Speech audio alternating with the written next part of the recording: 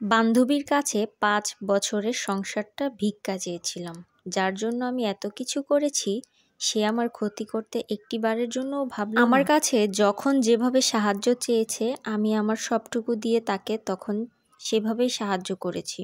কখনো টাকা দিয়ে, কখনো পয়সা দিয়ে, কখনো ভাত কাপড়, সবজি, চাল ডাল এগুলো দিয়ে। আমাদের পরিচয়টা হয়েছিল যেভাবে, আমাদের পাশের বাসায় একটা বাসাতে ও বাসাবাড়ির কাজ করতো, মানে ঘর মোছা, কাপড় চোপড় ধোয়া, ভাত তরকারি রান্না করা সব কিছু ও পাশের বাসায় করতো। তো আমি ছোট বাচ্চা নিয়ে একসাথে এত কাজ করতে পারতাম না। ভেবেছিলাম যে ওকে আমার বাসায় কাজে রাখি। তো পরে থেকে আমি তার সাথে কথা বলে বললাম যে তুমি আমার বাসায় ১ তারিখ থেকে কাজে আসার পর ওর ব্যবহার দেখে আমি মুগ্ধ হয়ে গিয়েছিলাম। একটা মানুষের ব্যবহার এত সুন্দর কিভাবে হতে পারে, এত সুন্দর সাজিয়ে গুছিয়ে কথা বলতে পারে, সবার সাথে একদম ফ্রি হয়ে যায়। তারপর আমার সাথে অনেক ফ্রি হয়ে গিয়েছিল। আমি আমার সংসারের কথা সবার কাছে শেয়ার করতাম। ও টুকিটাকি কিছু কথা আমার কাছে শেয়ার করতো। এত ফ্রি হতে হতে ওর সাথে আমার ফ্রেন্ডশিপ হয়ে যায়।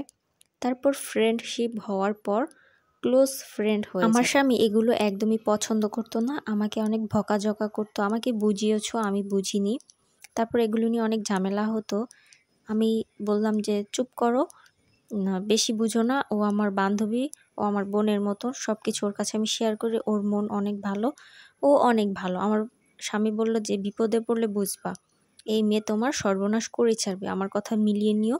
কিন্তু এখন হাড়ে হাড়ে টের পাচ্ছি আসলেই এই মেয়ে আমার সর্বনাশ করেছে। আমার সাথে তো ফ্রি হয়েছেই, এখন হচ্ছে আমার স্বামীর সাথে ফ্রি হওয়া বাকি আছে। তারপর গিয়েছে আমার স্বামীর সাথে ফ্রি হতে। আমার স্বামী এগুলো তেমন লাইক করতো না। আমি আমার স্বামীকে বুঝিয়ে বলেছি যে দেখো, একটা মানুষ কথা বললে কথা বলতে হয়। তারপর আমার কথা আর সে ফেলতে পারেনি, তার সাথে ফ্রি মাইন্ডে কথা বলা শুরু করে দেয়। ওরা ফ্রি হতে হতে এতই ফ্রি হয়ে গিয়েছে যে ওরা আমার কথা একদমই ভুলে গিয়েছে। আমি ওদের সামনে গেলে আমাকে দেখতেই পারতো না, একদমই সহ্য করতে পারতো না।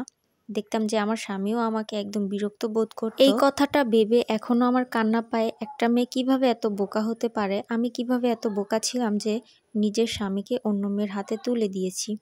তারপর হচ্ছে আমি বাহিরে যেতাম মাঝে মাঝে টুকিটাকি জিনিসপত্র কিনতে। তারপর ওই মেয়েটা আমার স্বামীর কাছে খারাপ উদ্দেশ্যে কথা বলতো যে আমি নাকি কোনো খারাপ কাজে লিপ্ত আছি।